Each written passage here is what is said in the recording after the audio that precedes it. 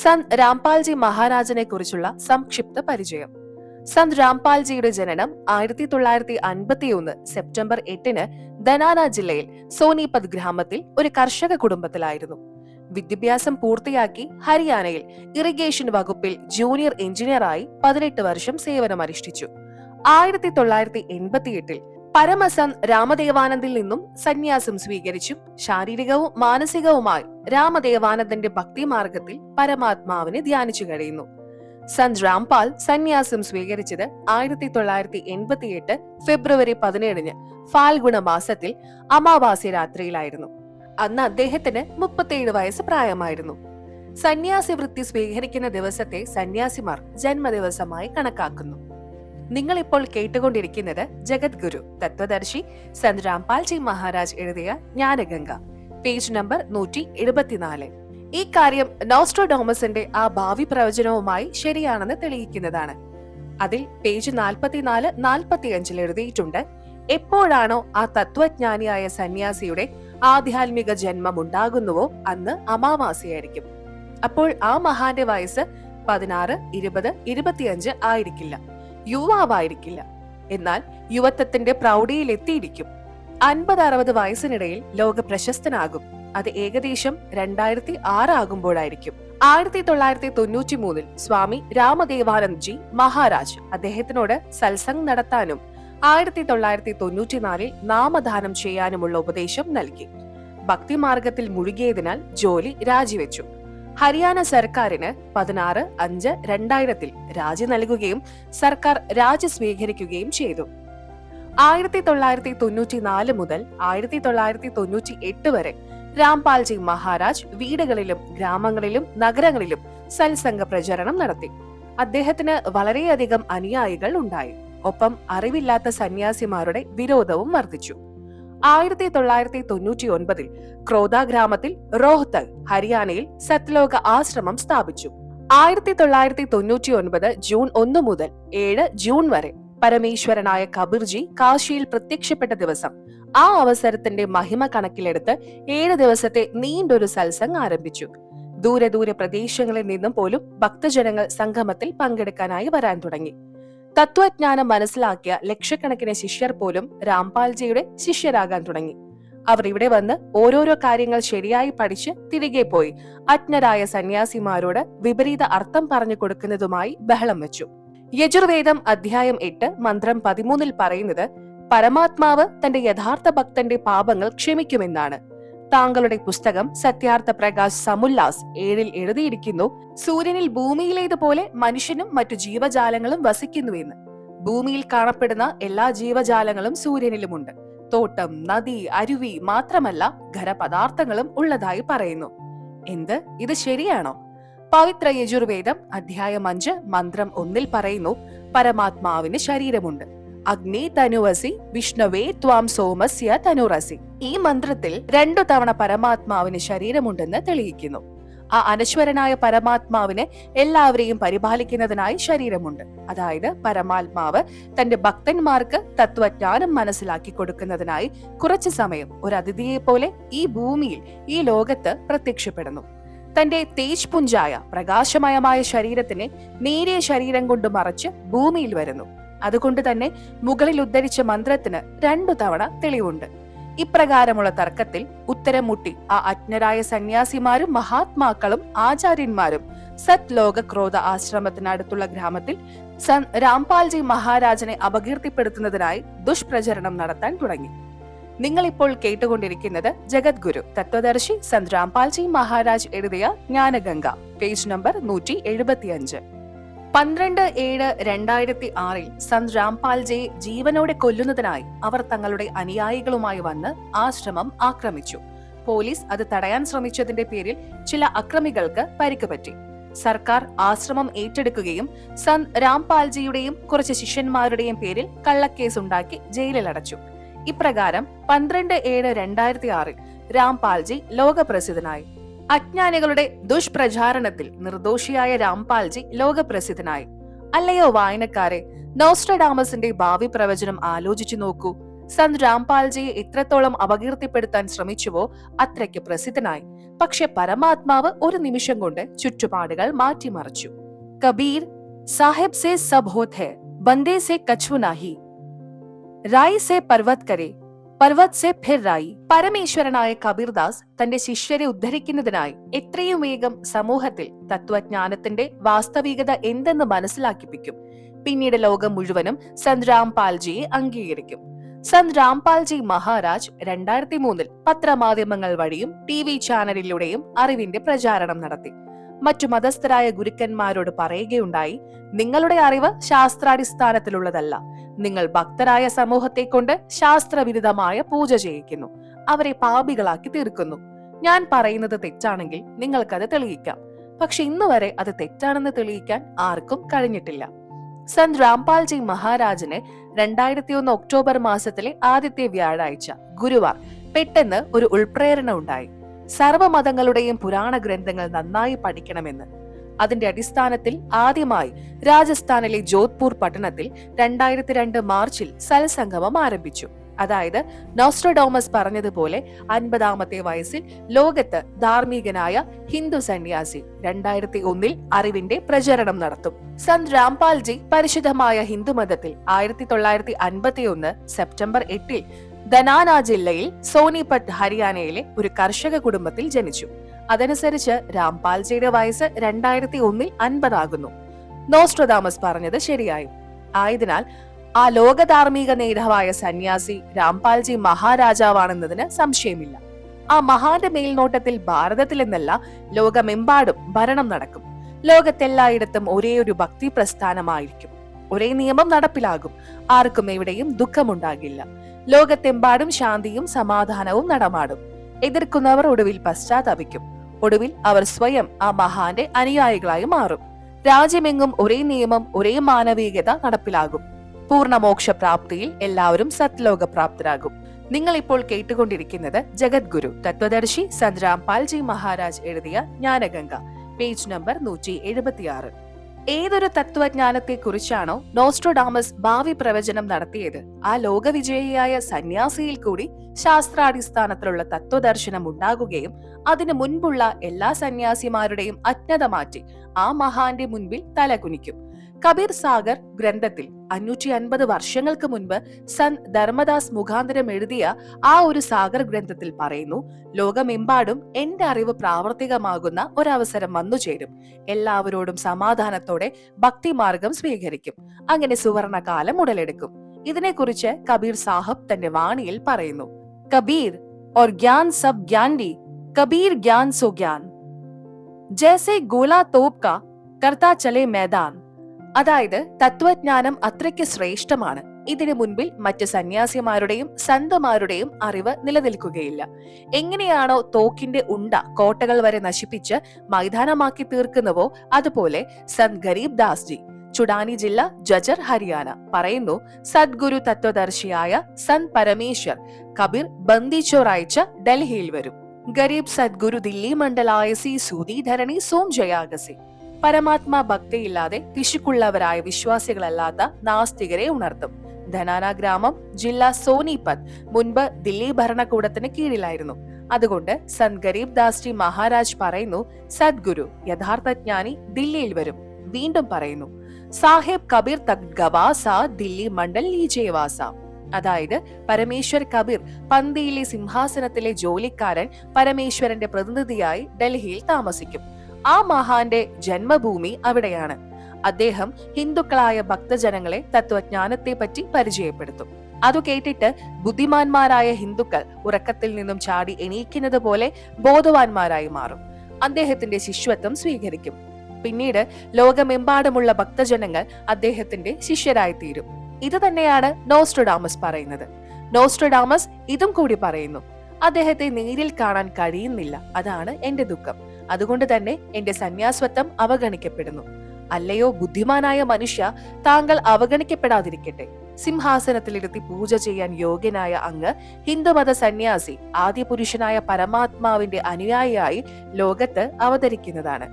നോസ്ട്രഡോമസ് ആയ ഭാവി പ്രവാചകന്റെ പുസ്തകത്തിൽ പേജ് 41-42 3 വാക്കുകൾ ഉല്ലേഖനം ചെയ്തിരിക്കുന്നു. പറയുകയാണ്, വിശ്വവിജയിതാവായ തത്വജ്ഞാനി സന്ത് ക്രൂർചന്ദ് കാലന്റെ ക്രൂരതയിൽ നിന്ന്, അതായത് ദുഃഖത്തെ ഭൂമിയിൽ നിന്ന് അകറ്റി അനാദികാലത്തിലെ പൂർവികരോടൊപ്പം ശ്രേഷ്ഠരാക്കി തീർക്കും. നിങ്ങൾ ഇപ്പോൾ കേട്ടുകൊണ്ടിരിക്കുന്നത് ജഗദ്ഗുരു തത്വദർശി സന്ത് രാംപാൽജി മഹാരാജ് എഴുതിയ ജ്ഞാനഗംഗ, പേജ് നമ്പർ 177. മോക്ഷപ്രാപ്തി ലഭിക്കുമെന്നർത്ഥം. ഉപദേശമന്ത്രത്തിലെ വാക്കുകൾ ഉരുവിടുമ്പോൾ മറ്റു പദങ്ങൾ ഒന്നും തന്നെ ചേർക്കേണ്ടതില്ല. ഇതിന് തെളിവാണ് പവിത്ര ഋഗ്വേദ മണ്ഡൽ 10, സൂക്തം 90, മന്ത്രം 16, സാമവേദ ശ്ലോക സംഖ്യ 822, ശ്രീമദ് ഭാഗവത് ഗീത അധ്യായം 17, ശ്ലോകം 23. പരിപൂർണനായ സന്ത് 3 വാക്കുകൾ മാത്രമേ ഉരുവിടുവാൻ പറയുന്നുള്ളൂ: ഓം തത് സത്. ഇതിൽ തത് സത് വെറും സാങ്കേതികം മാത്രമാണ്. അങ്ങനെ ചെയ്താൽ മോക്ഷപ്രാപ്തി ഉണ്ടാകും. പിന്നീട് ആ ഭക്തന്റെ ഭക്തിയുടെ സമ്പാദ്യ ബലത്താൽ ആദ്യ സൃഷ്ടിയിൽ എത്തിച്ചേരാൻ കഴിയും. എവിടെ നിന്നാണോ ആ ക്രൂരചന്ദിന്റെ കൂടെ ഈ ഭൂമിയിലെത്തി കഷ്ടപ്പാടുകളിൽ മുഴുകി കഷ്ടപ്പെട്ടുകൊണ്ടിരിക്കുന്നുവോ അതിൽ നിന്ന് മോചിതനാകുന്നു. നോസ്ട്രഡോമസ് ഇത് വ്യക്തമായി പറയുന്നു. മധ്യകാലഘട്ടത്തിലെ ഹിന്ദു ആദർശ തത്വങ്ങളുടെ അടിസ്ഥാനത്തിൽ ജീവിക്കും. ആ മഹാനായ സന്യാസി തന്റെ ദൈവികമായ ഭക്തിയിൽ കൂടി മാനവീയ സംസ്കാരം, അതായത് മാനവധർമ്മം നിസ്വാർത്ഥ ഭാവത്തോടെ പ്രചരിപ്പിക്കും. മഗല്യ കലാത് ഹിന്ദു ധർമാം ചേവ ഹിന്ദുച്യ ആദർശവത് സാലാ. ഇത് മറാത്തി ഭാഷയിൽ പേജ് 42 എഴുതിയിട്ടുണ്ട്. ചഞ്ചല ഹൃദയരായ ജനങ്ങളെ ആ മഹാസന്യാസി ശ്രേഷ്ഠൻ ഉദ്ധരിക്കും. ഇത് പേജ് 42 സ്പഷ്ടമായി എഴുതിയിട്ടുണ്ട്. ഇതിന് തെളിവ് പൂർണ്ണ പരമാത്മാവ് കബീർജി പറയുന്നു: ധർമ്മദാസ് തോഹേ ലാഖ് ദുഹായി, सारा ज्ञान व सार शब्द कहीं बाहर न जाए। सारनाम बाहर जो परही, विचली पीढ़ी हंस नहीं तरही। सारा ज्ञान तब तक छुपाई, जब तक द्वादश पंथ न मिट जाए. 1947 ഭാരതം ഇംഗ്ലീഷുകാരിൽ നിന്ന് മോചനം നേടി. അതിനു മുൻപ് ഭാരതത്തിൽ വിദ്യാഭ്യാസം കുറവായിരുന്നു. 1951 സന്ത് രാംപാൽജിയെ ഭഗവാൻ പരമേശ്വർ ഭൂമിയിലേക്ക് അയച്ചു. 1947 മുൻപേ കലിയുഗാരംഭം തുടങ്ങി. ഈ ശ്രേഷ്ഠമായ ജ്ഞാനം 1000 വർഷം നിലനിൽക്കും. ഈ കാലയളവിൽ ആരാണോ നിശ്ചയദാർഢ്യത്തോടെ യഥാർത്ഥ ഭക്തിയോടെ പ്രവർത്തിക്കുന്നുവോ അവർ സത്ലോക പ്രാപ്തരാകും. അതായത് അവർക്ക് മോക്ഷപ്രാപ്തി ഉണ്ടാകും. ആരാണോ സത്ലോകം പ്രാപിക്കാത്തത്, ഭക്തരല്ലാത്തവർ, നാസ്തികർ, ഗുരുദ്രോഹി അല്ലെങ്കിലും വീണ്ടും വീണ്ടും ഈ 1000 വർഷങ്ങളിൽ പല പല മനുഷ്യജന്മം പ്രാപിക്കേണ്ടി വരും. ഇത് ശാസ്ത്രാടിസ്ഥാനത്തിലുള്ള ഉപാസനയുടെ ഫലമാണ്. ഇപ്രകാരം അനേകായിരം വർഷം കലിയുഗം ഉണ്ടായിരിക്കും. അവസാനത്തെ തലമുറയ്ക്ക് ഭക്തി ഉണ്ടാകില്ല. കാരണം ഭക്തിയുഗത്തിൽ സമ്പാദ്യം നേടിവച്ചവർ പല പല ജന്മമെടുത്ത് സമ്പാദ്യങ്ങൾ ചിലവഴിക്കും. ഇങ്ങനെ കലിയുഗത്തിന്റെ അവസാനത്തിൽ കൃതജ്ഞരായി തീരും. അവർക്ക് ഭക്തി ഉണ്ടാകില്ല. അതുകൊണ്ടാണ് പറയുന്നത് ഇപ്പോൾ കലികാലമാണെന്ന്. 1947 മുതൽ മധ്യകാലത്തിൽപ്പെട്ട തലമുറ മുന്നോട്ട് പോയിക്കൊണ്ടിരിക്കുന്നു. 2006 ആ മഹാരാജാവ് എല്ലാവരുടെയും മുൻപിൽ പ്രത്യക്ഷപ്പെട്ടു. അതാണ് സന്ത് രാംപാൽജി. മുകളിൽ ഉദ്ധരിച്ച അറിവ്, അതായത് ആദ്യവും അവസാനവുമായ തലമുറയിലെ സന്ത് രാംപാൽജി തന്റെ പ്രവചനങ്ങളിൽ വർഷങ്ങളായി പറഞ്ഞുകൊണ്ടിരിക്കുന്നു. ഇപ്പോൾ നോസ്ട്രഡാമസിന്റെ ഭാവി പ്രവചനം സ്പഷ്ടമായി. നിങ്ങൾ ഇപ്പോൾ കേട്ടുകൊണ്ടിരിക്കുന്നത് ജഗദ്ഗുരു തത്വദർശി സന്ത് രാംപാൽജി മഹാരാജ് എഴുതിയ ജ്ഞാനഗംഗ, പേജ് നമ്പർ 178. അതുകൊണ്ടാണ് സന്ത് ഗരീബ് ദാസ് ജി മഹാരാജ് പറയുന്നത്, കബീർ പരമേശ്വരന്റെ ഭക്തി പൂർണ്ണസന്തിൽ നിന്ന് പോയി നാമോപദേശം വാങ്ങിക്കൂ. ഇനി ഒരു അവസരം കിട്ടില്ല. ഗരീബ് സംജാ ഹെ തോ സിർ ധർ പാവ്, ബഹുർ നഹി രേ ഏസാ ദാവ്. അർത്ഥം, അതായത് നിങ്ങൾക്ക് തത്വജ്ഞാനം മനസ്സിലായില്ല എങ്കിൽ കാൽ തലയിൽ വെക്കാം. എത്രയും പെട്ടെന്ന് തത്വജ്ഞാനിയായ രാംപാലിന്റെ ശിഷ്യത്വം സ്വീകരിച്ച് സന്തുഷ്ട ജീവിതം നയിക്കുക. ഈ നല്ല അവസരം ഇനി ഒരിക്കലും കിട്ടാൻ പോകുന്നില്ല.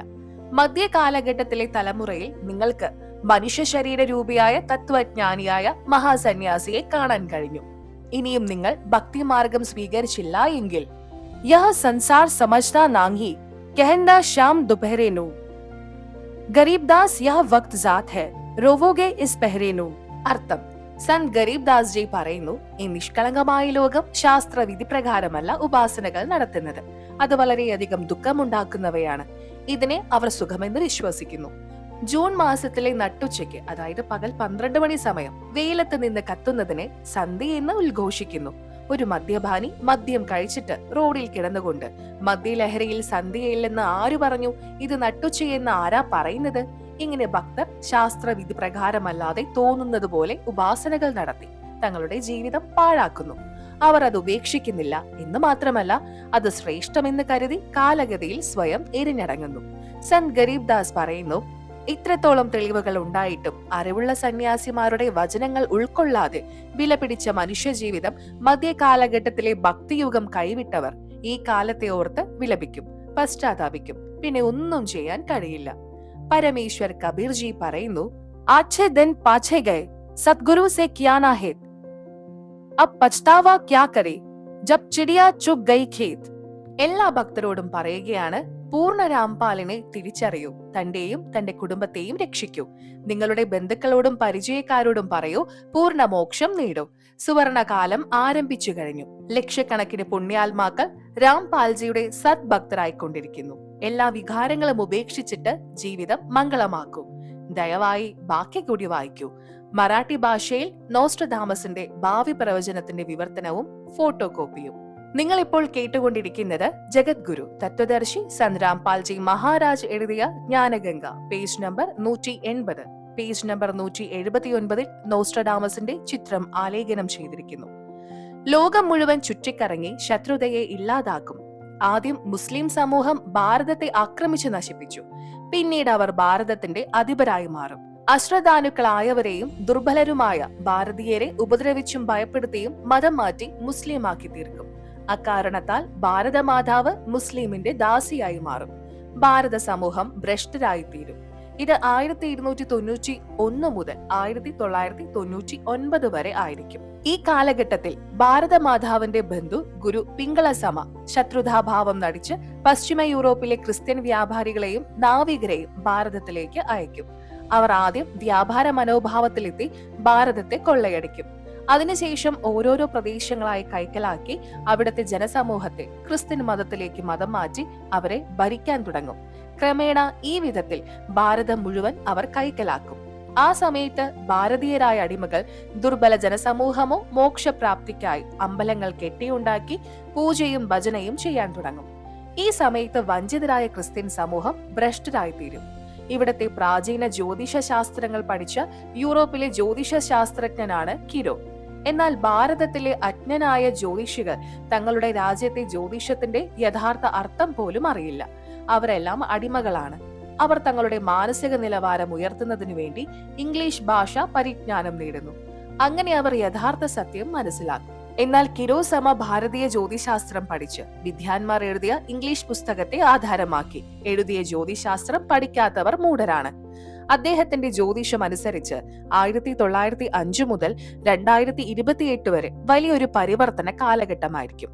ആദ്യമായി ഭാരതത്തിനെ സ്വാതന്ത്ര്യ പ്രാപ്തിയിൽ എത്തിക്കുന്നതിനായി കോൺഗ്രസ് പാർട്ടി രൂപമെടുക്കും.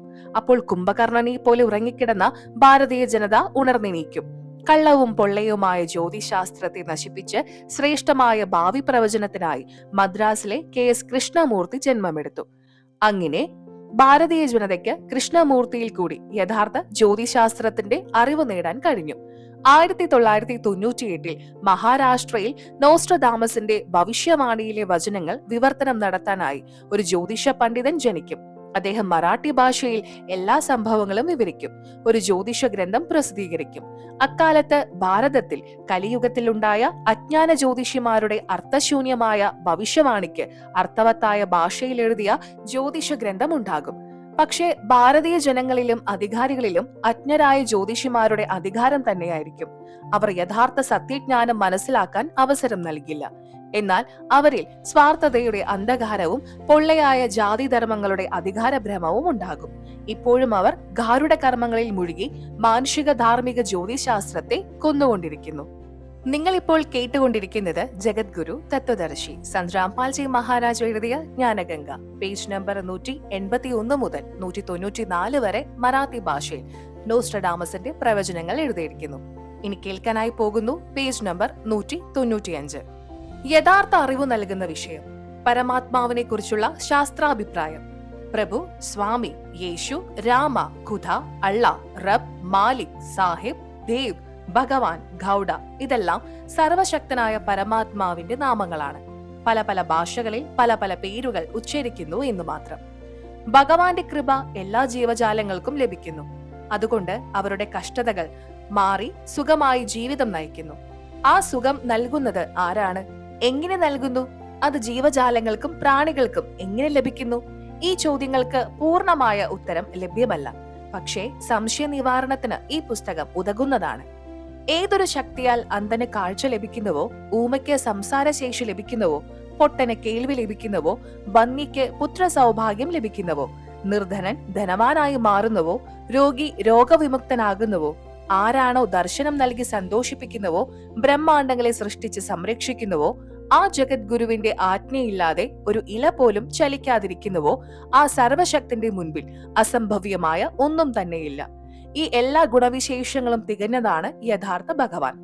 നാം പല പല ഭാഷകളിൽ പല പല പേരുകളിൽ ഉച്ചരിക്കുന്ന സർവശക്തനായ ഈശ്വരൻ, പരമാത്മ.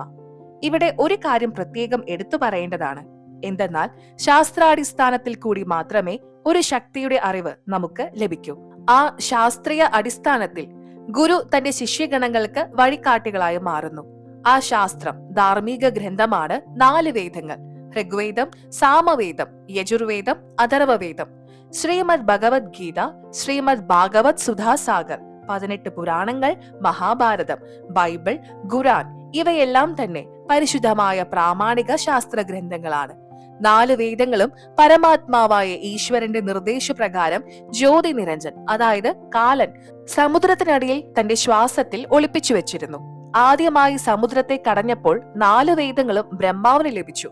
ബ്രഹ്മാവ്, ക്ഷരപുരുഷന്റെ ആദ്യ സന്താനം, അത് പഠിക്കുകയും ആ അറിവ് ലോകത്ത് പ്രചരിപ്പിക്കുന്നതിനായി തന്റെ വംശത്തിനെ കൊണ്ട് ചെയ്യിപ്പിച്ചു, മുനിമാരാൽ ചെയ്യിപ്പിച്ചു. പരമാത്മാവ് 5ാമത്തേതായ സ്വസമി, സൂക്ഷ്മവേദം കൂടി ബ്രഹ്മിന്, ക്ഷരപുരുഷന് നൽകി. ഏതൊന്നാണോ ജ്യോതി നിരഞ്ജൻ രഹസ്യമായി തന്നിൽ വെച്ചിരുന്നുവോ അതില്ലാതായി. കുറച്ചു കാലങ്ങൾക്ക് ശേഷം, അതായത് ഒരു കൽപ്പാന്ത കാലങ്ങൾക്ക് ശേഷം, 1000 ശതൃയുഗത്തിന് ശേഷം 3 ലോകങ്ങളിലെയും, അതായത് ഭൂമി, സ്വർഗം, പാതാളം, എല്ലാ ജീവജാലങ്ങളും പ്രാണികളും പ്രളയത്താൽ നശിക്കുന്നു. പിന്നീട് ജ്യോതി നിരഞ്ജന്റെ ആജ്ഞ അനുസരിച്ച് ബ്രഹ്മാവ് തന്റെ രാത്രിയുടെ അവസാനത്തിൽ, ബ്രഹ്മാവിന്റെ രാത്രി 1000 ചതുർയുഗം, അത്രയും പകലും, പകൽ ആരംഭിക്കുന്ന വേളയിൽ രജോ ഗുണ പ്രഭാവത്താൽ 3 ലോകങ്ങളിലും ജീവജാലങ്ങളും പ്രാണിവർഗത്തെയും സൃഷ്ടിച്ചു. നിങ്ങൾ ഇപ്പോൾ കേട്ടുകൊണ്ടിരിക്കുന്നത് ജഗദ്ഗുരു തത്വദർശി സന്ത് രാംപാൽജി മഹാരാജ് എഴുതിയ ജ്ഞാനഗംഗ, പേജ് നമ്പർ 196. അപ്പോൾ സത്യയുഗാരംഭത്തിൽ 4 വേദങ്ങളും ബ്രഹ്മാവിന് വീണ്ടും ലഭിച്ചു. പക്ഷേ പ്രകൃതിക്ഷോഭത്താൽ പവിത്രമായ വേദജ്ഞാനം നഷ്ടമായി. അതിനുശേഷം സമയാനുസൃതമായി മുനിമാരിൽ കൂടി അവ എഴുതിപ്പിച്ചു. ബ്രഹ്മാവിന്റെ അനുഗ്രഹത്താൽ മുനിമാർ എഴുതപ്പെട്ടു. പക്ഷേ സ്വാർത്ഥരായ ജനങ്ങൾ ആ വേദജ്ഞാനത്തെ മാറ്റിമറിച്ച് യഥാർത്ഥ അറിവ് ലോകത്ത് നഷ്ടപ്പെടുത്തി. ആ ബ്രഹ്മജ്യോതി നിരഞ്ജൻ കുരുക്ഷേത്ര യുദ്ധക്കാലത്ത് മഹാഭാരത യുദ്ധം നടക്കുമ്പോൾ ശ്രീകൃഷ്ണ ഭഗവാനിൽ കൂടി 4 വേദങ്ങളുടെയും സംക്ഷിപ്ത വിവരണം ശ്രീമദ് ഭഗവത്ഗീതയിൽ കൂടി ലോകത്തിന് നൽകി. എന്നിട്ട് പറഞ്ഞു, അർജുൻ, ഞാനിത് ആദ്യമേ സൂര്യനോട് പറഞ്ഞിരുന്നു. സൂര്യൻ തന്റെ പുത്രനായ വൈവസ്വത്, അതായത് മനുവിനോട്, മനു തന്റെ പുത്രനായ ഇഷാക്കുവിനോടും പറഞ്ഞു. എന്നാൽ ഇടയ്ക്ക് വെച്ച് ഇതിന്റെ യഥാർത്ഥ ജ്ഞാനം നഷ്ടമായി. ഈ അതായത് ജ്യോതി നിരഞ്ജൻ ശ്രീ വേദവ്യാസന്റെ ശരീരത്തിൽ പ്രവേശിക്കുകയും 4 വേദങ്ങളും മഹാഭാരതം, 18 പുരാണങ്ങൾ, ശ്രീമദ് ഭഗവത്ഗീത, ശ്രീ സുധാസാഗർ ഇവയെല്ലാം സംസ്കൃത ഭാഷയിൽ എഴുതപ്പെട്ടു. അവയാണ് ഇന്ന് നമുക്ക് ലഭ്യമായ ഗ്രന്ഥങ്ങൾ. ഈ എല്ലാ ശാസ്ത്ര ഗ്രന്ഥങ്ങളും ശ്രേഷ്ഠമാണ്. എന്നാൽ ഇപ്പോൾ ഈ ശാസ്ത്രത്തെ കലിയുഗത്തിലെ മഹർഷികൾ വിവർത്തനങ്ങൾ നടത്തി തങ്ങളുടെ അഭിപ്രായങ്ങൾ കൂടി കൂട്ടിച്ചേർത്തു. അവയെല്ലാം തെറ്റാണെന്ന് തെളിഞ്ഞു. അവ യാഥാർത്ഥ്യവുമായി പൊരുത്തപ്പെടുന്നതല്ല. വ്യാസ മഹർഷി 5300 വർഷങ്ങൾക്ക് മുൻപ് 2ാമത് എഴുതിയതാണ്. അന്ന് ഹിന്ദു മതമോ ക്രിസ്ത്യൻ മതമോ മുസ്ലിം മതമോ സിഖ് മതമോ ഒന്നും തന്നെ ഉണ്ടായിരുന്നില്ല. വേദം അംഗീകരിച്ചിരുന്ന ആര്യന്മാർ മാത്രമേ ഉണ്ടായിരുന്നുള്ളൂ. തൊഴിലിന്റെ അടിസ്ഥാനത്തിൽ ജാതി നിർണയിച്ചു. അതും 4 ജാതികൾ: ക്ഷത്രിയർ, വൈശ്യർ, ബ്രാഹ്മണർ, ശൂദ്രൻ എന്നിങ്ങനെ. ഇതിൽ നിന്നും വ്യക്തമാണ് എല്ലാ ശാസ്ത്രങ്ങളും ഒരു വ്യക്തിയെയോ മതത്തെയോ അടിസ്ഥാനമാക്കിയുള്ളതല്ല എന്ന കാര്യം. അവ മനുഷ്യ നന്മയ്ക്കു വേണ്ടി മാത്രമാണ്. മറ്റൊരു സത്യം, നമ്മുടെ പൂർവികർ ഒന്നായിരുന്നു. അവരുടെ സംസ്കാരം പരസ്പരം യോജിച്ചവയായിരുന്നു. ആദ്യമായി പവിത്ര ശാസ്ത്ര ഗ്രന്ഥമായ ഗീതയെക്കുറിച്ച് തന്നെ വിവരിക്കാം. പവിത്രമായ ഗീതയുടെ അറിവ് ആരാണ് നൽകിയത്? മഹാഭാരത യുദ്ധം നടക്കുന്ന സന്ദർഭത്തിലാണ് പവിത്രമായ ഗീതാജ്ഞാനം നൽകിയത്. അർജുനൻ യുദ്ധം ചെയ്യാൻ സാധ്യമല്ലെന്ന് പറഞ്ഞു. എന്തുകൊണ്ട് യുദ്ധമുണ്ടായി? ഈ യുദ്ധത്തെ ധർമ്മയുദ്ധം എന്ന പേര് എന്തുകൊണ്ട് നൽകിയില്ല? എന്തുകൊണ്ടെന്നാൽ കുടുംബസമ്പത്ത് വീതം വെക്കുന്ന യുദ്ധമായിരുന്നു. കൗരവരുടെയും പാണ്ഡവരുടെയും സ്വത്തുക്കൾ വീതം വെച്ചിരുന്നില്ല. രണ്ടുപേരുടെയും ഇടയിലുള്ള തർക്ക പരിഹാരത്തിനായി 3 പ്രാവശ്യം ശ്രീകൃഷ്ണൻ ശാന്തിദൂതനായി മാറി. പക്ഷെ എന്തു പ്രയോജനം? 2 പക്ഷക്കാരും അവരവരുടെ ശാഠ്യത്തിൽ ഉറച്ചുനിന്നു. ശ്രീകൃഷ്ണൻ യുദ്ധം കൊണ്ടുണ്ടാകുന്ന കഷ്ടനഷ്ടങ്ങൾ വിവരിച്ചുകൊണ്ട് പറഞ്ഞു, എത്രയെത്ര സഹോദരിമാരാണ് വിധവകളായി തീരുക, എത്രമാത്രം കുട്ടികൾ അനാഥരായിത്തീരും. യുദ്ധം കൊണ്ട് മഹാപാപമല്ലാതെ മറ്റൊന്നും ഉണ്ടാകില്ല. നിങ്ങളിപ്പോൾ കേട്ടുകൊണ്ടിരിക്കുന്നത് ജഗദ്ഗുരു തത്വദർശി സന്ത് രാംപാൽജി മഹാരാജ് എഴുതിയ ജ്ഞാനഗംഗ, പേജ് നമ്പർ 197. യുദ്ധമുണ്ടായാൽ യുദ്ധത്തിൽ ആര് മരിക്കും, ആര് രക്ഷപ്പെടുമെന്ന് പറയാൻ പറ്റില്ല. 3ാമത്തെ പ്രാവശ്യം ശ്രീകൃഷ്ണൻ സന്ധി സമാധാന ചർച്ചയ്ക്ക് ശ്രമിച്ചപ്പോൾ 2 പക്ഷക്കാരും അവരവരുടെ പക്ഷത്തുള്ള രാജാക്കന്മാരുടെ വിവരണം നൽകിക്കൊണ്ട് വാദിച്ചു. തങ്ങളുടെ പക്ഷം ചേരാൻ ഈ രാജാക്കന്മാരുണ്ടെന്ന്. എത്ര ശ്രമിച്ചിട്ടും 2 പക്ഷക്കാരും ശാഠ്യത്തിൽ തന്നെ ഉറച്ചു നിൽക്കുന്നതായി ശ്രീകൃഷ്ണന് മനസ്സിലായി. 2 വിഭാഗവും യുദ്ധത്തിന് തയ്യാറായി നിൽക്കുന്നു. ശ്രീകൃഷ്ണൻ ആലോചിച്ചു. പാണ്ഡവർ യുദ്ധത്തിന് തയ്യാറാകാൻ കാരണം ശ്രീകൃഷ്ണൻ തങ്ങളുടെ ഭാഗത്തായി ബന്ധുവാണ്. അതുകൊണ്ട് ഞങ്ങളുടെ ഭാഗത്തായിരിക്കും നിൽക്കുക. അതുകൊണ്ട് തന്നെ വിജയം ഞങ്ങൾക്ക് സുനിശ്ചിതമായിരിക്കും. എന്തെന്നാൽ ശ്രീകൃഷ്ണന്റെ സഹോദരി സുഭദ്രയുടെ ഭർത്താവ് അർജുനനാണ്. അതുകൊണ്ട് ശ്രീകൃഷ്ണൻ ഒരു പന്തയം അവരുടെ മുന്നിൽ വെച്ചു. ഒരു ഭാഗത്ത് എന്റെ എല്ലാ വിഭാഗ സൈന്യങ്ങളും, മറുഭാഗത്ത് ഞാൻ ഒറ്റയ്ക്കുമായിരിക്കും. ഞാൻ ശപഥം ചെയ്യുന്നു, ഞാൻ ഒരിക്കലും ആയുധം എടുക്കില്ല. ഇത് കേട്ട മാത്രയിൽ പാണ്ഡവരുടെ കാൽക്കീഴിലെ മണ്ണ് ഒലിച്ചുപോയി. ഈ വിചാരത്തിൽ 5 പാണ്ഡവരും സഭ വിട്ട് ഇറങ്ങിപ്പോയി. ഞങ്ങൾ ചിലത് ആലോചിക്കാനുണ്ടെന്ന് പറഞ്ഞുകൊണ്ട് അവർ സഭയ്ക്ക് പുറത്തുപോയി. അല്പം കഴിഞ്ഞ് അവർ ശ്രീകൃഷ്ണനെ സഭയ്ക്ക് പുറത്തേക്ക് ക്ഷണിച്ചു. ശ്രീകൃഷ്ണൻ സഭയ്ക്ക് പുറത്തു വന്നു. പാണ്ഡവർ ഭഗവാനോട് കേണപേക്ഷിച്ചു, അല്ലയോ ഭഗവാനെ, ഞങ്ങൾക്ക് 5 ഗ്രാമങ്ങൾ കിട്ടിയാൽ മതി. യുദ്ധം ആഗ്രഹിക്കുന്നില്ല. ഞങ്ങളുടെ അഭിമാനം രക്ഷിക്കണം. താങ്കൾ ആഗ്രഹിക്കുന്നത് പോലെ യുദ്ധം ഒഴിവാക്കാം. പാണ്ഡവരുടെ തീരുമാനം കേട്ട് ശ്രീകൃഷ്ണൻ സന്തോഷിച്ചു. ഏതായാലും യുദ്ധം ഒഴിവാക്കാം. സഭയിൽ കൗരവരും അവരുടെ അനുയായികളും മാത്രമേ ഉണ്ടായിരുന്നുള്ളൂ. ശ്രീകൃഷ്ണൻ തിരിച്ചു വന്ന് ദുര്യോധനനോട് പറഞ്ഞു, ദുര്യോധന, യുദ്ധം ഒഴിവായി. ഞാനും അതാണ് ആഗ്രഹിക്കുന്നത്. നിങ്ങൾ പാണ്ഡവർക്ക് 5 ഗ്രാമങ്ങൾ നൽകുക. അവർ യുദ്ധം ആഗ്രഹിക്കുന്നില്ല. ദുര്യോധനൻ പറഞ്ഞു, 5 ഗ്രാമങ്ങൾ പോയിട്ട് സൂചി കുത്താനിടമുള്ള ഭൂമി പോലും കൊടുക്കാൻ തയ്യാറല്ല. അതല്ല, അവർക്ക് വേണമെങ്കിൽ യുദ്ധം ചെയ്യാൻ തയ്യാറായി കുരുക്ഷേത്ര മൈതാനത്ത് വരട്ടെ. ഇത് കേട്ട് കോപാക്രാന്തനായ ശ്രീകൃഷ്ണൻ പറഞ്ഞു, ദുര്യോധന, നീ മനുഷ്യനല്ല, ചെകുത്താനാണ്. പകുതി രാജ്യത്തിന് അർഹരായവർക്ക് അത് പോയിട്ട് നീ 5 ഗ്രാമം പോലും കൊടുക്കുകയില്ലെന്നോ? ഞാൻ പറയുന്നത് അനുസരിക്ക്. നീ അവർക്ക് അർഹമായ 5 ഗ്രാമം കൊടുക്കാൻ തയ്യാറാകണം. ഇത് കേട്ട് രോഷാകുലനായ ദുര്യോധനൻ സഭയിലെ സദസ്യരോട് ശ്രീകൃഷ്ണനെ പിടിച്ചുകെട്ടാൻ ആജ്ഞാപിച്ചു. യോദ്ധാക്കൾ ശ്രീകൃഷ്ണനെ 4 ചുറ്റും വളഞ്ഞു. ശ്രീകൃഷ്ണൻ തന്റെ വിശ്വരൂപം പ്രകടമാക്കി. ഇത് കണ്ട് ഭയാക്രാന്തരായ കൗരവരും സഭാസദസ്യരും കസാരക്കിടയിൽ ഒളിച്ചു. ശ്രീകൃഷ്ണന്റെ തേജസ്സാകുന്ന പ്രകാശരശ്മികളാൽ എല്ലാവരുടെയും കണ്ണുകൾ അടഞ്ഞുപോയി. ശ്രീകൃഷ്ണൻ സഭയിൽ നിന്നും ഇറങ്ങിപ്പോയി. വരൂ, നമുക്കൊന്ന് ചിന്തിച്ചു നോക്കാം. മുകളിൽ പറഞ്ഞ വിശ്വരൂപം പ്രകടിപ്പിക്കാനുണ്ടായ തെളിവ് മഹാഭാരത് ഗീതാ പ്രസ് ഗോരഖ്പൂരിൽ നിന്നും പ്രസിദ്ധീകരിച്ച പുസ്തകം പരിശോധിക്കാം. കുരുക്ഷേത്ര മൈതാനത്ത് ഗീതാജ്ഞാനം നൽകുന്ന അവസരത്തിൽ അധ്യായം 11 ശ്ലോകം 32 പവിത്ര ഗീതാ വക്താവ് പറയുന്നു, അർജുൻ, ഞാൻ വലിയ കാലനാകുന്നു. ഇനി സർവ്വലോകരെയും ഭക്ഷിക്കുവാൻ പ്രകടമായിരിക്കുന്നു. 3ാമത്തെ തെളിവ് പവിത്രമായ ഗീതാജ്ഞാനം നൽകുന്ന ഭഗവാനായ കാലൻ സഹസ്രഭുജം, അതായത് 1000 കൈകളോട് കൂടിയതായിരുന്നു. നിങ്ങളിപ്പോൾ കേട്ടുകൊണ്ടിരിക്കുന്നത് ജഗദ്ഗുരു തത്വദർശി സന്ത് രാംപാൽജി മഹാരാജ് എഴുതിയ ജ്ഞാനഗംഗ, പേജ് നമ്പർ 198. 3ാമത്തെ തെളിവ് പവിത്രമായ ഗീതാജ്ഞാനം നൽകുന്ന ഭഗവാനായ കാലൻ സഹസ്രഭുജം, അതായത് 1000 കൈകളോട് കൂടിയതായിരുന്നു. വിഷ്ണുവിന്റെ അവതാരമായ ഭഗവാന് 4 കൈകൾ മാത്രമാണുള്ളത്. അത് കാലന്റെ തേജോമയമായ ശരീരത്തേക്കാൾ കുറഞ്ഞതായിരുന്നു. ഭഗവാൻ വിഷ്ണു 16 കലകൾ അറിയുന്നവനും ജ്യോതി നിരഞ്ജനായ ഭഗവാൻ കാലന് 1000 കലകളുടെ അറിവും ഉള്ളതാണ്. എങ്ങനെയാണോ ഒരു ബൾബ് 60 വോൾട്ടും മറ്റേത് 100 വോൾട്ടുമാണോ, അതുപോലെ 1000 വോൾട്ടേജ് ബൾബിന്റെ പ്രകാശം എല്ലാ ബൾബിലും പ്രതിഫലിക്കും. എങ്കിലും വ്യത്യാസം വളരെയേറെയുണ്ട്. അതുപോലെ രണ്ട് ഭഗവാന്മാരുടെയും ശക്തിക്കും വിശ്വരൂപത്തിനും വലിയ അന്തരമുണ്ട്. പിന്നെ ഗീതാ അധ്യായം 11 ശ്ലോകം 21 കൂടാതെ 46-ലും അർജുനൻ പറയുന്നു, ഭഗവാനെ, അങ്ങ് ക്ഷത്രിയരും ദേവതമാരെയും കൂടാതെ സിദ്ധന്മാരെയും ഭക്ഷിക്കുകയാണല്ലോ. കൂടാതെ അങ്ങ് പറയുന്നു ജീവന്റെ രക്ഷയ്ക്കു വേണ്ടി മംഗളകരമായ കാമനകൾ ചെയ്യുകയാണെന്ന്. ചിലർ അങ്ങയുടെ താടിയിൽ കുടുങ്ങിക്കിടക്കുന്നു, കുറച്ചുപേർ അങ്ങയുടെ വായയിലും. സഹസ്രബാബു, അതായത് 1000 ഭുജങ്ങളുള്ള ഭഗവാനെ, അങ്ങയുടെ സ്വസിതമായ ചതുർഭുജ രൂപത്തിൽ വരിക. ഞാൻ അങ്ങയുടെ ഈ വിരാട് രൂപത്തെ ദർശിക്കാൻ സാധിക്കുന്നില്ല. രണ്ടാമത്തെ കാര്യം, ഇതിൽ നിന്ന് സിദ്ധമാകുന്നത് പവിത്ര ഗീതയുടെ വക്താവ് കാലനായ ജ്യോതിനിരഞ്ജനാണ്, അതായത് ശ്രീകൃഷ്ണനല്ല. കാരണം ശ്രീകൃഷ്ണൻ അതിനു മുൻപും അതിനുശേഷവും ഒരിക്കൽ പോലും കാലനാണെന്ന് പറഞ്ഞിട്ടില്ല. ശ്രീകൃഷ്ണൻ കാലനാകുന്നില്ല. കാരണം അദ്ദേഹത്തിന്റെ ദർശനത്താൽ തന്നെ ദൂരദൗര ക്ഷേത്രത്തിൽ നിന്ന് സ്ത്രീകളും പുരുഷന്മാരും ഉള്ളിൽ നിന്ന് വെമ്പൽ കൊള്ളുമായിരുന്നു. നോട്ട്: എന്താണ് വിരാട് രൂപം? വിരാട് രൂപം നിങ്ങൾ പകൽ സമയത്ത് അഥവാ പൂർണ്ണചന്ദ്രൻ വരുന്ന സമയത്ത് നിങ്ങളുടെ നിഴലിന്റെ വലിപ്പം ശരീരത്തിന്റെ അത്രമാകുമ്പോൾ ആയുടെ നെറ്റി വരുന്ന സ്ഥലത്ത് 2 നിമിഷം നേരത്തേക്ക് നോക്കുക. അപ്പോൾ കണ്ണിൽ നിന്ന് ജലം പുറത്തു വന്നാലും ശരി.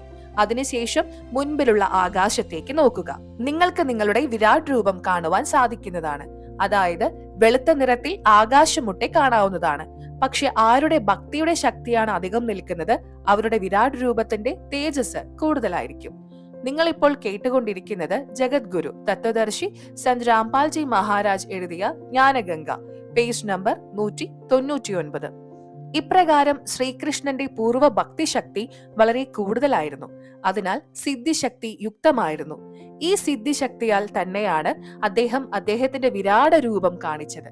മൂന്നാമത്തെ കാര്യം, പവിത്ര ഗീതയുടെ പ്രഭുവായ വക്താവിന് സഹസ്രബാഹു, അതായത് 1000 ഭുജങ്ങൾ ഉള്ളവൻ.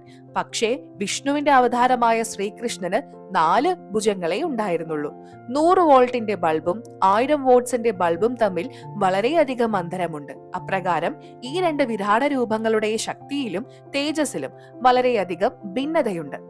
ഈ തത്വജ്ഞാനം പ്രാപ്തമാകുന്നതിന് മുൻപ് ഗീതയുടെ ജ്ഞാനം പറഞ്ഞു തരുന്ന മഹാത്മാക്കളോട് ഈ ദാസ്, രാംപാൽ ദാസ്, ചോദ്യം ചോദിക്കുമായിരുന്നു. അതായത് ശ്രീകൃഷ്ണൻ 3 പ്രാവശ്യം ശാന്തിദൂതനായി പോയിരുന്നു. കൂടാതെ കൗരവരെ പറഞ്ഞു ബോധ്യപ്പെടുത്തിയിരുന്നു. അതായത് യുദ്ധം ചെയ്യുന്നത് മഹാപാപമാണ്. അർജുനൻ സ്വയം യുദ്ധത്തിന് മുൻപ് പറഞ്ഞു, ദേവകി നന്ദ, ഞാൻ യുദ്ധം ചെയ്യാൻ ആഗ്രഹിക്കുന്നില്ല. യുദ്ധം മുൻപിൽ നിൽക്കുന്ന ബന്ധു ജനങ്ങളെയും ഗുരുക്കന്മാരെയും കൂടാതെ സൈനികരുടെ ദിനാശംസകൾ കണ്ടിട്ട് ഞാൻ ഉറച്ചൊരു തീരുമാനമെടുക്കുന്നു. അതായത് യുദ്ധം ചെയ്യുന്നില്ല. എനിക്ക് ഈ 3 ലോകങ്ങളും പ്രാപ്തമായാലും ശരി, ഇതിനേക്കാളും നല്ലത് നിരായുധനായി നിൽക്കുന്ന എന്നെ ദുര്യോധനൻ വധിച്ചാലും ഈ ഭയാനകമായ യുദ്ധക്കെടുതി നിർവാഹമില്ല. ഇതിനേക്കാളും നല്ലത് ഭിക്ഷയാചിച്ച് കിട്ടുന്ന അന്നം കഴിക്കുന്നതാണ് ഉചിതം. ഹേ കൃഷ്ണ, ഈ സജ്ജനങ്ങളെ കൊലപ്പെടുത്തിയിട്ട് പാപങ്ങൾ മാത്രമേ പ്രാപ്തമാകുകയുള്ളൂ. എന്റെ ബുദ്ധി ഇപ്പോൾ പ്രവർത്തിക്കുന്നില്ല. താങ്കൾ ഞങ്ങളുടെ ഗുരുവാണ്, ഞാൻ അങ്ങയുടെ ശിഷ്യനും. അങ്ങ് ഞങ്ങളെ നന്മയെ ഉദ്ദേശിച്ച് മാത്രമേ തീരുമാനമെടുത്ത് നല്ലൊരു ഉപദേശം തരിക. പക്ഷേ അങ്ങയുടെ യുദ്ധം ചെയ്യാനുള്ള അഭിപ്രായം എനിക്ക് സ്വീകാര്യമല്ല. ഞാൻ യുദ്ധം ചെയ്യുകയില്ല. പ്രമാണത്തിന് വേണ്ടി ഗീതാ അധ്യായം 1 ശ്ലോകം 31 മുതൽ 39, 46 കൂടാതെ അധ്യായം 2 ശ്ലോകം 5 മുതൽ 8 വരെ. ശ്രീകൃഷ്ണന്റെ മനസ്സിൽ പ്രവേശിച്ച കാലൻ പല ആവർത്തി പറഞ്ഞുകൊണ്ടേയിരുന്നു, അർജുന, ഭീരുവാകാതെ യുദ്ധം ചെയ്യാൻ തയ്യാറാകൂ. ഒന്നുകിൽ യുദ്ധത്തിൽ വീരമൃത്യു വരിച്ച് സ്വർഗം കരസ്ഥമാക്കാം, അല്ലെങ്കിൽ യുദ്ധം ജയിച്ച് രാജ്യം നേടി രാജ്യസുഖങ്ങൾ അനുഭവിക്കാം. അപ്പോൾ ഗുരു പറഞ്ഞു, അർജുനൻ ക്ഷത്രിയ ധർമ്മം ഉപേക്ഷിച്ചതിന്റെ ഫലമായി ക്ഷത്രിയത്വം നഷ്ടമായി, ശൂരവീരത്വം ഇല്ലാതായി. അർജുനനെ കൊണ്ട് ക്ഷത്രിയ ധർമ്മം പരിപാലിപ്പിക്കുന്നതിനായി മഹാഭാരത യുദ്ധം ശ്രീകൃഷ്ണനെ കൊണ്ട് കാലൻ ചെയ്യിച്ചു. ആദ്യം ഈ കഥ കഴിഞ്ഞാൽ വെറുതെ കേട്ടുകൊണ്ടിരുന്നു. എന്തെന്നാൽ എനിക്ക് സ്വയം അറിവുണ്ടായിരുന്നില്ല. ഒന്ന് ചിന്തിച്ചു നോക്കാം. ഭഗവാൻ ശ്രീകൃഷ്ണൻ ക്ഷത്രിയനാണ്. കംസനെ വധിച്ച ശേഷം ശ്രീ അഗ്രസേൻ മധുര രാജ്യഭരണം തന്റെ മകളുടെ മകനെ ഏൽപ്പിച്ചു. ഒരു ദിവസം നാരദൻ ശ്രീകൃഷ്ണനോട് പറഞ്ഞു, അടുത്തുള്ള ഒരു ഗുഹയിൽ ഒരു സിദ്ധനായ രാക്ഷസ രാജാവ് മുചകൻ ഉറങ്ങിക്കിടക്കുന്നു. അയാൾ 6 മാസം ഉറങ്ങിയും 6 മാസം ഉണർന്നിരിക്കും. നിങ്ങൾ ഇപ്പോൾ കേട്ടുകൊണ്ടിരിക്കുന്നത് ജഗദ്ഗുരു തത്വദർശി സന്ത് രാംപാൽജി മഹാരാജ് എഴുതിയ ജ്ഞാനഗംഗ, പേജ് നമ്പർ 200. ഉണർന്നിരുന്നാൽ 6 മാസം യുദ്ധം ചെയ്തുകൊണ്ടിരിക്കും. ഉറങ്ങുമ്പോൾ ആരെങ്കിലും ഉറക്കത്തിന് ഭംഗം വരുത്തിയാൽ അയാളുടെ കണ്ണുകളിൽ നിന്ന് അഗ്നിശരങ്ങൾ പുറപ്പെട്ട് മുൻപിൽ നിൽക്കുന്ന ആളെ കൊല്ലുന്നതായിരിക്കും. അതുകൊണ്ട് താങ്കൾ ശ്രദ്ധിക്കണം. ഇത്രയും പറഞ്ഞിട്ട് നാരദൻ പോയി. കുറച്ചുനാൾ കഴിഞ്ഞ് ശ്രീകൃഷ്ണൻ ചെറിയ പ്രായത്തിൽ മധുരയിലെ രാജാവായതറിഞ്ഞ് കാലയവൻ എന്ന രാജാവ് 18 കോടി സൈന്യങ്ങളുമായി യുദ്ധത്തിന് പുറപ്പെട്ടു. മധുരയെ ആക്രമിച്ചു. ശത്രു സൈന്യത്തിന്റെ സംഖ്യ വളരെ അധികമാണെന്ന് ശ്രീകൃഷ്ണന് മനസ്സിലായി. എത്ര സൈന്യങ്ങളെ മരണത്തിലേക്ക് പറഞ്ഞുവിടണം? അതുകൊണ്ട് മുജഗന്ധനെ കൊണ്ട് കാലയവനെ കൊല്ലാമെന്ന് വിചാരിച്ചു. ഭഗവാൻ കാലയവനെ യുദ്ധത്തിനായി വെല്ലുവിളിച്ചു. യുദ്ധം ഉപേക്ഷിച്ച് ക്ഷത്രിയ ധർമ്മം മറന്ന് യുദ്ധം കൊണ്ടുണ്ടാകുന്ന നാശങ്ങൾ മനസ്സിലാക്കി ആ ഗുഹയിൽ പ്രവേശിച്ചു. ഉറങ്ങിക്കിടന്ന മുജഗന്ധന്റെ ശരീരത്തിൽ പീതാംബരവും മയിൽപീലിയും ഇട്ടിട്ട് ഗുഹയ്ക്കുള്ളിൽ മറഞ്ഞിരുന്നു. പിന്നാലെ വന്ന കാലയവൻ ഗുഹയ്ക്കുള്ളിൽ പ്രവേശിച്ചു. മുജഗന്ധനെ ശ്രീകൃഷ്ണനാണെന്ന് വിചാരിച്ച് മുജഗന്ധന്റെ കാലെ പിടിച്ച് ചുഴറ്റിക്കൊണ്ട് പറഞ്ഞു, ഭീരുവായ നിന്നെ വെറുതെ വിടില്ല. വേദന കൊണ്ട് മുജഗന്ധന്റെ ഉറക്കത്തിന് ഭംഗം നേരിട്ടു. കണ്ണുകളിൽ നിന്ന് അഗ്നിശരങ്ങൾ പുറപ്പെട്ടു. അങ്ങനെ കാലയവൻ വധിക്കപ്പെട്ടു. കാലയവന്റെ സൈനികരും മന്ത്രിയും കാലയവന്റെ ശരീരവുമായി മടങ്ങിപ്പോയി. എന്തെന്നാൽ യുദ്ധത്തിൽ രാജാവിന്റെ മരണം സൈന്യത്തിന്റെ തോൽവിയാണ്. പോകുമ്പോൾ പറയുകയുണ്ടായി, ഞങ്ങൾ പുതിയ രാജാവിനെ അവരോധിക്കും, വീണ്ടും യുദ്ധത്തിന് വരും, ശ്രീകൃഷ്ണനെ വെറുതെ വിടില്ല. ശ്രീകൃഷ്ണൻ തന്റെ മുഖ്യ, അതായത് പ്രധാന ചീഫ് എഞ്ചിനീയറായ വിശ്വകർമാവിനെ വിളിച്ചു പറഞ്ഞു, 3 ഭാഗവും സമുദ്രത്താൽ ചുറ്റപ്പെട്ടതും ഒരു വശത്തുകൂടെ മാത്രം അകത്തേക്ക് കടക്കാനും കഴിയുന്നതായ ഒരു സ്ഥലം അന്വേഷിക്കണം. അവിടെ എത്രയും പെട്ടെന്ന് ഒരു ദ്വാരികാ പട്ടണം ഒറ്റവാതിൽ നിർമ്മിക്കണം. ഞാൻ ഇവിടെ നിന്ന് അവിടേക്ക് പോകുന്നതാണ്. ഇവിടെയുള്ള വിഡ്ഢികൾ എന്നെ സമാധാനത്തോടെ ജീവിക്കാൻ അനുവദിക്കില്ല. ഇതിൽ നിന്നും വ്യക്തമാകുന്നത് ശ്രീകൃഷ്ണൻ ബുദ്ധിമാനും യുദ്ധവിവക്ഷയുമായിരുന്നു എന്നാണ്. തന്റെ ക്ഷത്രിയത്വത്തിനെ പന്തയം വെച്ചുകൊണ്ട് അദ്ദേഹം യുദ്ധത്തെ ഒഴിവാക്കാൻ ശ്രമിച്ചു. അങ്ങനെയുള്ളതായ ശ്രീകൃഷ്ണൻ തന്റെ ബന്ധുവും പ്രിയപ്പെട്ട കൂട്ടുകാരനുമായ അർജുനനോട് യുദ്ധം ചെയ്യാൻ പ്രേരിപ്പിക്കുമോ? സ്വയം യുദ്ധം ചെയ്യാത്ത ഒരാൾ മറ്റൊരാളെ യുദ്ധത്തിന് പ്രേരിപ്പിക്കുകയോ? അതൊരിക്കലുമില്ല. ഭഗവാൻ ശ്രീകൃഷ്ണൻ വിഷ്ണുവിന്റെ അവതാരമാണ്. ഒരിക്കൽ ശ്രീ ഭൃഗു മഹർഷി വിശ്രമിച്ചുകൊണ്ടിരുന്ന വിഷ്ണുവിന്റെ നെഞ്ചത്ത് ചവിട്ടി മുറിവേൽപ്പിച്ചു. ഉണർന്നെണീറ്റ് ഭഗവാൻ ഭൃഗു മഹർഷിയുടെ പാദങ്ങൾ തലോടിക്കൊണ്ട് ചോദിച്ചു, താങ്കളുടെ കോമളമായ പാദങ്ങൾക്ക് മുറിവേറ്റോ? എന്റെ മാറിടം കടുപ്പമുള്ള കല്ല് പോലെയാണ്. അഥവാ വിഷ്ണു യുദ്ധപ്രിയനായിരുന്നെങ്കിൽ സുദർശന ചക്രം ഉപയോഗിച്ച് ഭൃഗു മഹർഷിയെ വധിക്കാമായിരുന്നു. വാസ്തവം ഇതാണ്. 21 ബ്രഹ്മാണ്ടങ്ങളുടെയും അധിപൻ ഭഗവാൻ കാലനാണ്. അദ്ദേഹത്തിന്റെ പ്രതിജ്ഞ ഇതാണ്, ഞാൻ ആരുടെയും അടുത്ത് മനുഷ്യരൂപത്തിൽ വരില്ല. ആ കാല ഭഗവാൻ സൂക്ഷ്മ ശരീരധാരിയായ പ്രേതരൂപത്തിൽ ശ്രീകൃഷ്ണന്റെ ശരീരത്തിൽ പ്രവേശിച്ച് ഗീതാജ്ഞാനത്തിന്റെ ശരിയായ അർത്ഥം, വേദത്തിന്റെ സാരാംശം പറഞ്ഞു. യുദ്ധം ചെയ്യാനായി നിർബന്ധമായും തറപ്പിച്ചു പറഞ്ഞു. കാലഭഗവാൻ ആരാണ്? ഇതറിയാൻ ഈ പുസ്തകത്തിന്റെ സൃഷ്ടിരചന എന്ന ഭാഗം വായിക്കുക.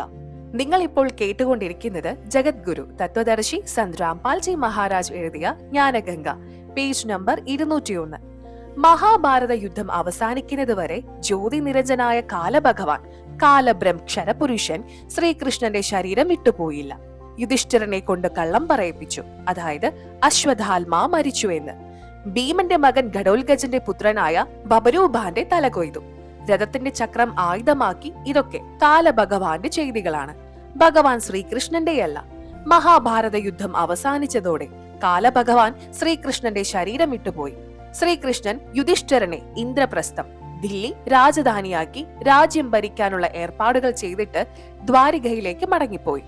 അപ്പോൾ അർജുനനും മറ്റും ഭഗവാൻ ശ്രീകൃഷ്ണനോട് പ്രാർത്ഥിച്ച്, താങ്കൾ ഞങ്ങളുടെ ഗുരുവാണ്, അതുകൊണ്ട് സത്സംഗം നടത്തി വഴി കാട്ടിയിട്ട് പോകണം. ആ മാർഗം ഞങ്ങൾ പിന്തുടരാം. ഈ പ്രാർത്ഥന അംഗീകരിച്ച് ശ്രീകൃഷ്ണ ഭഗവാൻ സത്സംഗമത്തിനുള്ള തീയതിയും സ്ഥലവും നിശ്ചയിച്ചു. ആ ദിവസം അർജുനൻ വീണ്ടും ശ്രീകൃഷ്ണനോട് പവിത്രമായ ഗീതാജ്ഞാനം ഒരാവർത്തി കൂടി പറയാൻ അപേക്ഷിച്ചു. കാരണം ബുദ്ധിദോഷം കൊണ്ട് ഞാനെല്ലാം മറന്നുപോയി. അപ്പോൾ ശ്രീകൃഷ്ണൻ പറഞ്ഞു, അല്ലയോ അർജുന, നീ തീർച്ചയായും അശ്രദ്ധനാണ്. നിന്റെ ബുദ്ധി ശരിയല്ല. ഇങ്ങനെയുള്ള പവിത്രമായ അറിവ് നീ എന്തുകൊണ്ട് മറന്നു? എന്നിട്ട് പറഞ്ഞു, ഞാനിനി മുഴുവൻ ഗീതാജ്ഞാനം പറയില്ല. കാരണം ഞാനിപ്പോൾ എല്ലാം മറന്നുപോയി. ആ സമയത്ത് ഞാൻ യോഗായുക്തനായി ഉപദേശിച്ചതായിരുന്നു. ഇവിടെ നാം ആലോചിക്കേണ്ട വിഷയം ഇതാണ്. യുദ്ധസന്നിധിയിൽ ഭഗവാൻ ശ്രീകൃഷ്ണൻ യോഗായുക്തനായിരുന്നു. ശാന്തിയും സമാധാനവുമായ സമയത്ത് അത് സാധ്യമായിരുന്നില്ല. ആ ഗീതാജ്ഞാനം വർഷങ്ങൾക്ക് ശേഷം വ്യാസ മഹർഷി ലിപിബന്ധമാക്കി, അതായത് എഴുതി വെച്ചു. അന്ന് കാലഭഗവാൻ കാലജ്യോതി നിരഞ്ജൻ വ്യാസ മഹർഷിയുടെ ശരീരത്തിൽ പ്രവേശിച്ചിരുന്നു. അദ്ദേഹത്തിനെ കൊണ്ട് എഴുതിയുണ്ടാക്കിപ്പിച്ചു. ആ അറിവാണ് ഇന്ന് നമുക്ക് കിട്ടിയിട്ടുള്ളത്. തെളിവിനായി സംക്ഷിപ്ത മഹാഭാരതം പേജ് നമ്പർ 667, പഴയ പേജ് 1531. ന ശക്യൻ തന്മയ ഭൂയസ്തഥാ വക്തും ശേഷത പരൻ ഹി ബ്രഹ്മ കഥിതം യോഗ്യുക്തേൻ തന്മയ. മഹാഭാരത ആശ്രവ 1612-13. ഭഗവാൻ പറഞ്ഞു, അതെല്ലാം അതേ രൂപത്തിൽ അതുപോലെ ആവർത്തിക്കാൻ ഇപ്പോൾ എനിക്ക് കഴിയില്ല. ആ സമയത്ത് ഞാൻ യോഗയുക്തനായി പരമാത്മതത്വത്തെ വർണ്ണിക്കുകയായിരുന്നു. സംക്ഷിപ്ത മഹാഭാരതം 2ാം ഭാഗത്തിലെ 1531. ശ്രീകൃഷ്ണനോട് അർജുനനെ കൊണ്ട് ഗീതയെ പറ്റി ചോദിക്കുന്നത് സിദ്ധ മഹർഷി, വൈശമ്പ്യായനും കശ്യപാക മഹർഷിയും തമ്മിലുള്ള സംഭാഷണം. നിങ്ങൾ ഇപ്പോൾ കേട്ടുകൊണ്ടിരിക്കുന്നത് ജഗദ്ഗുരു തത്വദർശി സന്ത് രാംപാൽജി മഹാരാജ് എഴുതിയ ജ്ഞാനഗംഗ, പേജ് നമ്പർ 202. പാണ്ഡുപുത്രനായ അർജുനൻ ശ്രീകൃഷ്ണനോടൊപ്പം വളരെ സന്തോഷത്തോടെ വസിക്കുകയായിരുന്നു. ഒരു ദിവസം അദ്ദേഹം ആ മനോഹരമായ സഭയെ നോക്കിക്കൊണ്ട് ഭഗവാനോട് പറഞ്ഞു, ദേവകി നന്ദന, യുദ്ധം കൂടിയേ തീരൂ എന്ന അവസരം വന്നപ്പോൾ എനിക്ക് താങ്കളുടെ മഹാത്മ്യകമായ ഈശ്വരീയ ദർശനീയമുണ്ടായി. എന്നാൽ അല്ലയോ കേശവ, താങ്കൾ സ്നേഹത്തോടെ ആദ്യം പറഞ്ഞു തന്ന ആ ഉപദേശങ്ങളെല്ലാം ഇപ്പോൾ ബുദ്ധിദോഷം കൊണ്ട് ഞാൻ മറന്നുപോയി. അവ വീണ്ടും ഒരിക്കൽ കൂടി കേൾക്കാൻ എന്റെ മനസ്സ് ഉത്കണ്ഠാകുലമാകുന്നു. താങ്കൾ എത്രയും പെട്ടെന്ന് ദ്വാരകയിലേക്ക് തിരിച്ചു പോകാനുള്ള തയ്യാറെടുപ്പിലുമാണല്ലോ. ആയതിനാൽ പോകുന്നതിന് മുൻപ് ആ വിഷയത്തെ പറ്റി എല്ലാം ഒരിക്കൽ കൂടി എന്നോട് പറഞ്ഞു തന്നാലും. വൈശമ്പ്യായൻ പറഞ്ഞു, അർജുന, ആ സമയത്ത് ഞാൻ നിനക്ക് വളരെയധികം അത്യന്തകമായ രഹസ്യ വിഷയത്തെ കുറിച്ചാണ് പറഞ്ഞു തന്നത്. എന്റെ യഥാർത്ഥ ഭൂതസ്വരൂപത്തെയാണ് ഞാൻ കാണിച്ചു തന്നത്. നിത്യമായ ലോകത്തെ കുറിച്ചാണ് പരിചയപ്പെടുത്തിയത്. എന്നാൽ ബുദ്ധിമോശം കൊണ്ട് നീ ആ ഉപദേശങ്ങളെല്ലാം ഓർമ്മയിൽ സൂക്ഷിക്കാതെ മറന്നു കളഞ്ഞു. അതറിഞ്ഞപ്പോൾ എനിക്ക് അതിയായ ദുഃഖമുണ്ട്. ആ സമയത്ത് പറഞ്ഞ കാര്യങ്ങൾ അതുപോലെ ഇപ്പോൾ ഓർമ്മിക്കാൻ കഴിയില്ല. പാണ്ഡുനന്ദന, തീർച്ചയായും നീ അശ്രദ്ധയുള്ളവനാണ്. എനിക്കാണെങ്കിൽ വീണ്ടും അത് ആവർത്തിക്കാൻ കഴിയില്ല. ആ സമയത്ത് യോഗായുക്തനായിട്ട് പരമാത്മാവിന്റെ തത്വങ്ങൾ വർണ്ണിക്കുകയായിരുന്നു. കൂടുതലായി അറിയണമെങ്കിൽ സംക്ഷിപ്ത മഹാഭാരതം 2ാം ഭാഗം നോക്കുക.